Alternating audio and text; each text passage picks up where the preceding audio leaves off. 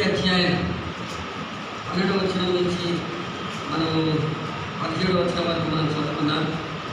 పౌలు గారు తిమోతికి రాసిన మొదటి పత్రిక మొదటి అధ్యాయం 12వ వచనం నుంచి 17వ వచనం వరకు మనం చదువుకున్నాం.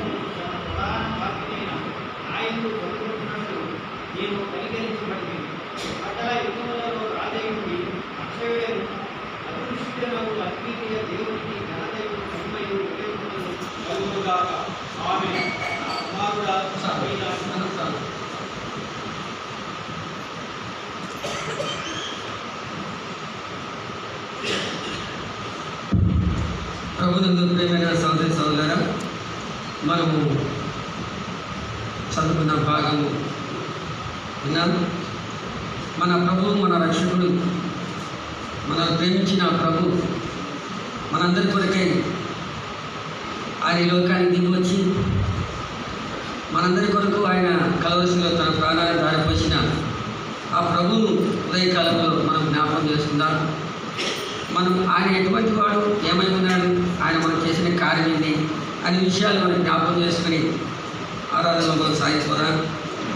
ప్రభునందు ప్రేమిటి వల్ల ఇక్కడ మనం చదువుకున్న పౌలు గురించి, పౌలు పట్ల దేవుడు చూపిన ఆ కనికర, ఆ ప్రేమ, పౌలు పట్ల దేవుడు చూపిన కనికరం, పౌలు పట్ల దేవుడు చూపించిన దీర్ఘశాంతం, పౌలు పట్ల దేవుడు చూపిన కృప, ఇవన్నీ తలపోసుకుని ఆయన ఆ అక్షయుడైన సకలితంలో రాసినటువంటి ఆ ప్రభులు, అక్షయుడైనటువంటి ఆ ప్రభులు, అదృశ్యుడైనటువంటి ప్రభులు, అద్వితీయుడైనటువంటి ప్రభులు, అమరుడైన, అతి కాంక్షప్రియుడైన, అతి మనోహరుడమైన ఆ ప్రభువును జ్ఞాపకం చేసుకుంటూ ఆయనకి కృతజ్ఞుడై ఆయన స్తుతించినట్లుగా, గణపరిచినట్లుగా, మహిమపరిచినట్లుగా మనం చూస్తున్నాం. మనం చదువుకున్న భాగాన్ని మనం ఆలోచన చేసినట్లయితే పౌలు గారి అనుభవ సాక్ష్యాన్ని ఇక్కడ మనం చూస్తూ ఉన్నాం. అనుభవ సాక్ష్యాన్ని మనం చూస్తూ ఉన్నాం.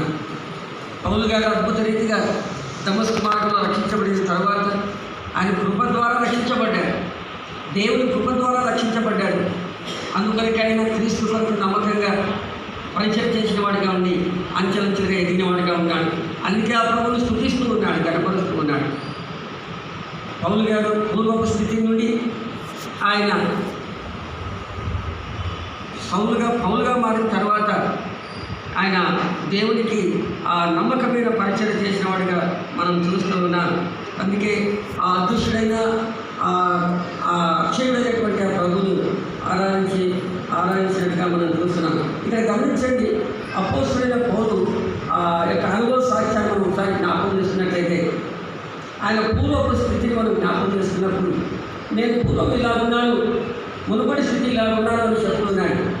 12వ వచనంలో చదువుకున్నాను. ఏమని చదువుకున్నాను? 12వ వచనంలో పూర్వం దూషకుడు, హింసకుడు, హానికరుడైన నన్ను అనే మాటలు మనం చూస్తున్నాను. పూర్వం ఎలా ఉన్నాడంట? దూషకుడు, హింసకుడు, హానికరుడుగా ఉంటున్నాడు. దేవదూషణ చేసిన వాడిగా కనబడుతున్నాడు. అందరిని దూషించిన వాడిగా కనబడుతున్నాడు. దేవదూషణ అంటే ప్రభువు యేసుక్రీస్తు వారు ఆయన దేవుని కుమారుడు అని, ఆయన రక్షకుడని, ఆయన విమోచకుడని విశ్వసించక నమ్మక ఆయన తృణీకరించిన వాడు, దేవదూషణ చేసిన వాడుగా కనబడుతున్నాడు. హింసించిన వాడుగా, హాని చేసిన వాడుగా కనబడుతున్నాడు. కదా, ఏ విధంగా హాని చేసిన వాడిగా, హింసించిన వాడిగా కనబడుతున్నాడు. గమనించండి, యేసుక్రీస్తు నామములో అనేకమైన విరోధమైన దేవునికి వ్యతిరేకమైన కార్యాలు కాఠిన్యంగా హృదయంతో ఆయన చేసినట్టుగా మనం చూస్తున్నాము. గమనించండి, అపోస్తుల కార్యములు 26వ అధ్యాయం, అపోస్తుల కార్యములు 26వ అధ్యాయం 9 నుంచి మనం చదువుతున్నప్పుడు, అపోస్తుల కార్యములు 26వ అధ్యాయం 9 నుంచి మనం చదువుకున్నట్లయితే చదువుతున్నాను 9వ వచనం నుంచి. నజరేయుడైన యేసు నామమున విరోధంగా అనేక కార్యాలు చేయాలని నేను అనుకుంటుని. యెరూషలేములో నేను ఇలాగ చేసి తిని, నేను ప్రధాన యాజకుల వలన అధికారం పొంది పరిశుద్ధులను అనేకులను చెరసాలలో వేసి వారిని చంపినప్పుడు సమ్మతించి తిని, అనేక పర్యాయాలు సమాజ మందిరన్నింటిలో వారిని దండించి నాకు వారు దేవదూషణ చేయనట్లు బలవంతం చూసి, మరియు వారి మీద వీటికి క్రోధం కలబడినాయి. ఇతర పట్టణంలో వెళ్ళి వారిని హింసించుకుంటుంది. ఎంత భయంకరంగా పౌలు సౌలుగా ఉన్నాడో మనం చూస్తున్నాం. హింసించడానికి ఆయన ప్రధాన యాజకుల దగ్గరకు పోయి ఆయన అధికార పత్రాలు తీసుకున్నవాడుగా ఉంటున్నాడు. దేవుని ప్రజలను, క్రైస్తవులను, పరిశుద్ధులను హింసిస్తూ దండిస్తూ కదా హృదయం కఠినంగా వారిని ప్రవర్తించిన వాడిగా కనబడుతున్నాడు. క్రోధం కలిగిన వాడుగా ఉంటున్నాడు, కోపం కలిగిన వాడుగా ఉంటున్నాడు కదా. కోపం కలిగి ఉండి ఆ పౌలు సౌలుగా ఉన్నప్పుడు ఆ దేవుని ప్రజలను హింస పెట్టిన వాడుగా, చంపడానికి సంబంధించిన వాడుగా కనబడుతున్నాడు. హింసించిన వాడుగా, బాధ పెట్టిన వాడుగా, అదిగో అధికార పత్రాలు తీసుకున్నాడు. వారిని ఇంకా చూసినట్లయితే కోపం కలిగిన వాడుగా కనుక అని మాట మనం చూస్తున్నాం. క్రోధము, ఉద్రేకం కలిగిన వాడుగా కనబడుతున్నాడు. అంత మాత్రమే కాదు, కానీ అపోస్తుల కార్యంలో గమనించినప్పుడు 9వ అధ్యాయంలో మనం జ్ఞాపకం చేస్తున్న 9వ వచనం చదువుతున్నాను. పౌలు ఇంకను ప్రభు యొక్క శిష్యులను బెదిరించలేదు, హత్య చేయలేదు, లేదు మనం హత్య చేయడంలో తనకు ఇష్టమైనట్టు చేస్తాను. ప్రధాన యాజకుల ఎందరిలో వెళ్ళి వారి ఎద్దకు వెళ్ళి ఈ మార్గం పురుషులైన స్త్రీలైన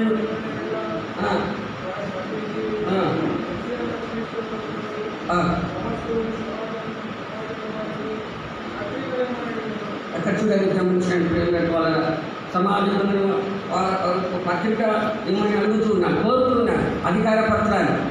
ఎందుకు? ప్రజలను బంధించడానికి, దేవుని ప్రజలను, పరిశుద్ధులను, ఆ శిష్యులను బెదిరించడానికి, బంధించడానికి, హింసించడానికి, చెరసాలకు తీసుకుపోవడానికి, అనేక హింసలు పెట్టడానికి, హాని చేయడానికి, దూషించడానికి ఆయన అధికార పత్రాన్ని కోరినట్టుగా మనం చూస్తున్నాం. అంత మాత్రమే కాదు, కానీ 8వ అధ్యాయంలో 3వ వచనం చూస్తే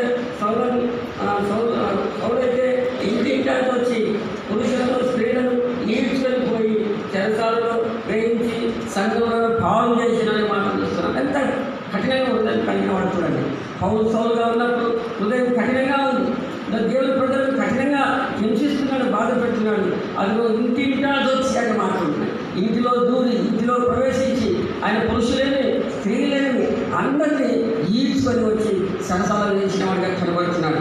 సంఘాలను పాలు చేసిన వాడిగా కనబడుతున్నాడు. చూడండి ఎంత ఘోరంగా, కఠినంగా ఆ దేవుని ప్రజల పట్ల, దేవుని ఆ పరిశుద్ధుల పట్ల, శిష్యుల పట్ల కఠినంగా ప్రవర్తించిన వాడిగా ఉన్నట్లుగా చూస్తున్నాం. అయితే 13వ వచనంలో అదే అక్కడ 13వ వచనం చూస్తే అక్కడ అంటాడు, తెలియక అని మాట, తెలియక విశ్వాసంలో చేసి తిని కనుక నేను కనికరింపబడుతుంది అన్నమాట. తెలియక అవిశ్వాసంలో చేసి అనే మాట చూస్తాం. తెలియక అవిశ్వాసంలో చేసి కనుక నేను కనికరింపబడుతుంది అంటున్నాను. ప్రేమైన సౌలు పౌలుగా మారిన తర్వాత, సౌలు ఆ కఠినం గల హృదయం నుండి మెత్తని హృదయంకి వచ్చిన తర్వాత, సౌలు పౌలుగా మారిన తర్వాత, దేవుని రక్షించబడిన తర్వాత అతను ఆత్మీయంగా అన్ని విషయాల్లో అంచెలంచెలుగా ఎదిగిన వాడుగా కనబడుతున్నాడు. అక్కడ మాట చూస్తున్నాం, నన్ను బలపరిచిన వాడిని కృతజ్ఞుడైన మాట చూస్తున్నాం. ఆయన బలపరిచిన వాడుగా ఉంటున్నాడు. దేవుడు బలము పొందిన వాడుగా, అంచెలంచెలు ఎదిగిన వాడుగా కనబడుతున్నాడు. మంచి పాత్రగా ఉన్నాడు, మంచి పనిముట్టుగా ఉన్నాడు, అర్హమైన పాత్రగా ఉన్నాడు, వారిపై పాత్రగా ఉన్నాడు. ఆత్మను సంపాదించాడు, సంఘాలను స్థాపించాడు, అంచెలంచెలుగా ఎదిగాడు. ఎంత ఎదిగాడంటే ఒక మాట అంటాడు, నన్ను పోలినట్లు. ఎంత అద్భుతమైన మాట! ఎంతగా ఎదిగాడు గమనించండి. పౌలుగా మారిన తర్వాత ఆయన ఎంతగా నేను క్రీస్తుని పోలి నడుచుకుంటున్నాను, మీరు నన్ను పోలి నడుచుకోండి అంటున్నాడు. ప్రేమ సౌలారా, ఎంతగా ఎదిగాడు, ఎంతగా బలపరచబడ్డాడు. అందుకే కృతజ్ఞుడనై అనే మాట ఉన్నాయి. నేను కృతజ్ఞుడై ఆయనకు మహిమ ఘనత ప్రభావం చెల్లించును గాక అంటున్నాను. అంత మాత్రమే ఇంకా ఎంతగా ఎదిగాడంటే 2వ తిమోతి పత్రిక 4వ అధ్యాయం 7వ వచనం కాబట్టి అక్కడేముందంటే అద్భుతమైన మాట, బలమైన మాట అక్కడ మనం చూస్తున్నాం. ఆ మాట ఎప్పుడన్నాడంటే అవసర కాలంలో చివరి దినాలన్న మాట్లాడి ఏమన్నాడు? మంచి పోరాటం పోరాడి నా పరుగు కడము తెచ్చింది, విశ్వాసం కాపాడుకుంటుంది. అబ్బా, ఎంత మంచి మాట! ఎంతగా ఎదిగాడంటే ఆ మాట. మంచి పోరాటం పోరాడుతుంది, నా పరుగు కడముట్టించిన విశ్వాసం. ఎప్పుడైనా మాట చివరి దినాల్లో అవసర కాలంలో అన్న మాట. ఎంతగా ఎదిగాడు! అంతగా ఎదిగించిన దేవుణ్ణి, అంతగా పురికొల్పిన దేవుని, అంతగా బలపరిచిన దేవుని కృతజ్ఞుడనై అన్నమాట. కృతజ్ఞుడనై ఆయనకు మహిమ ఘనత ప్రభావం చెల్లించినట్టుగా, ఆయన్ని హెచ్చించినట్టుగా, ఆయన గణపరిచినట్టుగా పౌలు గారు మనం చూస్తూ ఉన్నాం. ప్రేమ సహోదరి సహోదరుల గమనించినట్లయితే ప్రేమ సహోదరుల పౌలు అయితే ఆ విధంగా దేవుని గణపరిచాడు. మన పూర్వ స్థితిని ఒకసారి మనం జ్ఞాపకం చేస్తున్నాం. మన మునుపటి స్థితిని మనం ఒకసారి జ్ఞాపకం చేస్తున్నాం. మనం రక్షించబడకముందు మన పూర్వపు స్థితి, మన స్థితి ఎలా ఉంది అంటే పౌలు వల్లే మన స్థితి కూడా అలా ఉంది. పౌలులో మనం ఎలా ఉన్నాం? దూషకులుగా ఉన్నాం, హింసకులుగా ఉన్నాం, హాని చేసిన వారుగా ఉంటున్నాం. ఎన్నిసార్లు దూషించలేదు, ఎన్నిసార్లు దూషించిన వారుగా ఉంటున్నాం కదా. దేవుడు కూడా దూషించిన వాడుగా ఉంది. ఎన్నిసార్లు దేవుడు దూషించాము, హింస చేసిన వారుగా ఉన్నాం, హాని చేసిన వారుగా ఉన్నాం కదా. ఏ విధంగా? మాట చేత కానీ, క్రియల చేత కానీ, ప్రవర్తన చేత కానీ, లేక ఆలోచన చేత కానీ, లేక తలంపుల చేత కానీ ఎన్నిసార్లు మనం హాని చేసిన వాళ్ళము. ఆయనైతే పౌలు గారు నేను పాపులలో ప్రధానుడు అన్నాడు. పాపులలో ప్రధానుడు అన్నాడు. అయితే తెలియక అవిశ్వాసాలు చేసినాడు. మనము తెలిసేసి పాపం చేసేవారు. పుట్టుకతో మనం పాపలం, జన్మ కర్మ పాపం, మనం పాపభూషమైన జీవితం జీవించిన వారు. పుట్టుకతో పాపం జ్ఞాపకం చేస్తుంది. దావీదు మహారాజు అంటాడు 51:5 వచనం అంటాడు, నేను పాపంలో పుట్టినవాడు, పాపంలో తల్లి గర్భం ధరించిన మాట మనం చూస్తున్నాను. ఆ వరుసలో మనం లేమా? మనం పాపంలో పుట్టి పెరిగి పాపంలోనే జీవించిన వాడు కదా. ఒకప్పుడు యోగ 14:4 అంటాడు, పాప సహితుల నుండి పాపరహితులు పుట్టిన ఎంత మేలు అని అంటూ ఆకలో మాట అంటాడు. అలాగే పుట్ట నేరడు అనే మాట. పుట్ట నేరడు, పుట్ట జాడడు, పుట్టబోడు కదా. ఆ వరుసలో మనం ఉన్నాం కదా. ప్రేమైన సోదరు గమనించండి. మన పాత జీవితాన్ని మనం జ్ఞాపకం చేస్తున్నాం. అది యోగ 15వ అధ్యాయంలో 14వ వచనం ఒకసారి చూస్తే అక్కడ శుద్ధుడగుటకు నరుడు ఏ పాటు వాడు అంటాడు, పవిత్రుడగుటకు నరుడు ఏ పాటి వాడు, పరిశుద్ధుడగుటకు నరుడు ఏ పాటి వాడు. మన పరిస్థితి అలా ఉన్నాయి. ఒకప్పుడు మన స్థితి అలా ఉంది. నిర్దోషగుటకు స్త్రీగా పుట్టినవాడు ఏ పాటి వాడు అనే మాటలు ఉన్నాయి. ప్రేమైన సోదరు ఆ వరుసలో మనం ఉండగా, మన పాత జీవితంలో మనం ఉండగా, ఎఫెసీ పత్రికలో 2వ అధ్యాయంలో 1-3 వచనాలు మనం చదివితే అక్కడ మనం చదివినప్పుడు మన పాత జీవితం కనబడదు. మన మునుపటి జీవితం, పాప జీవితం అక్కడ కనబడదు.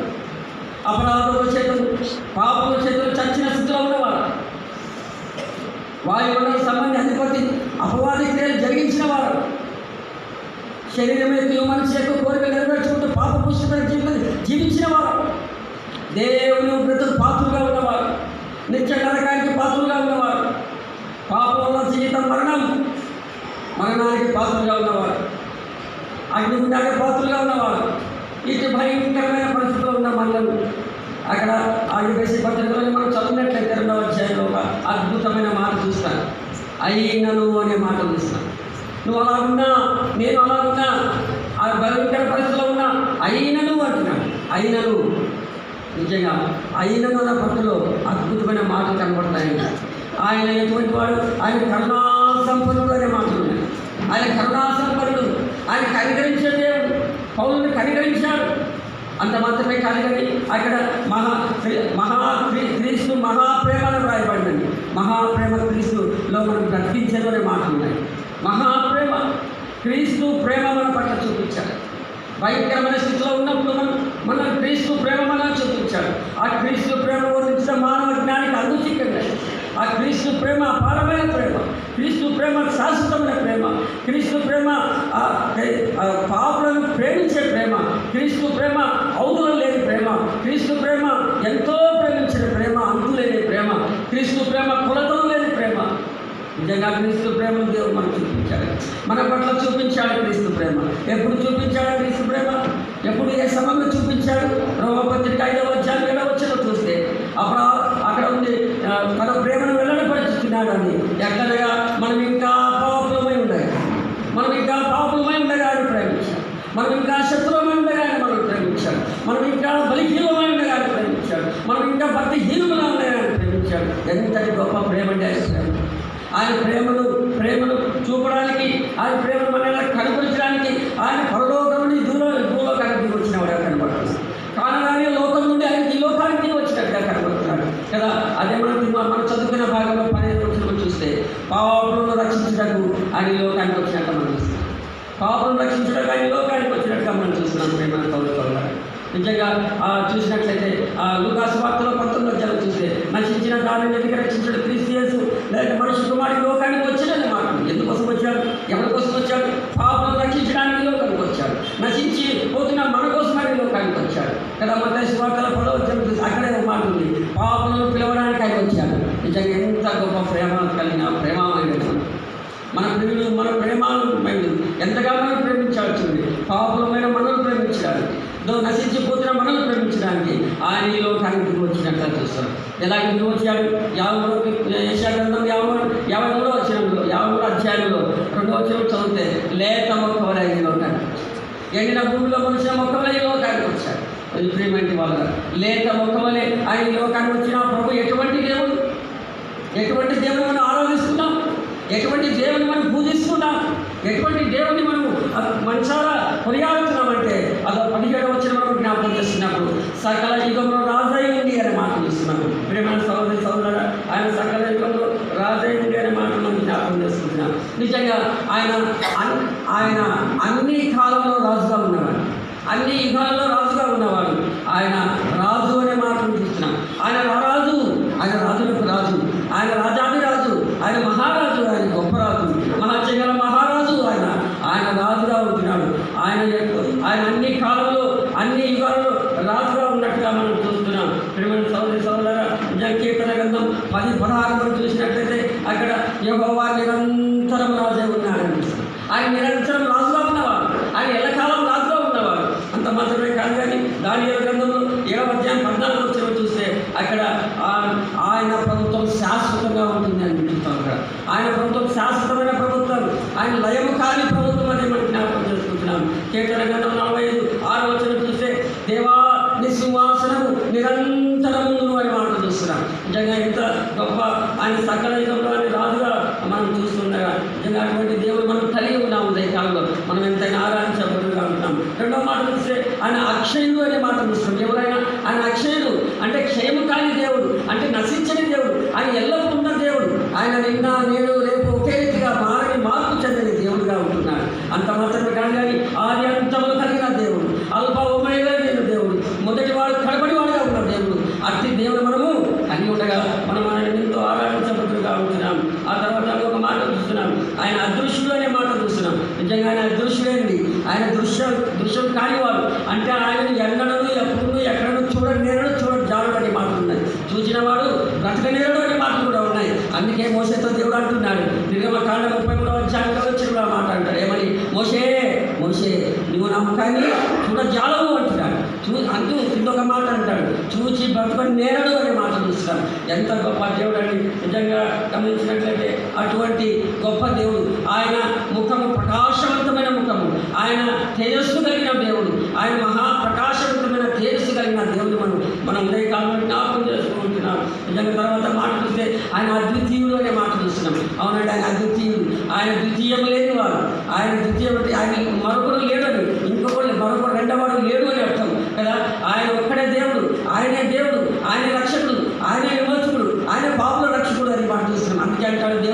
ఆయన సవాలుతో కూడిన మాట అంటాడు ఏమంటే నేనే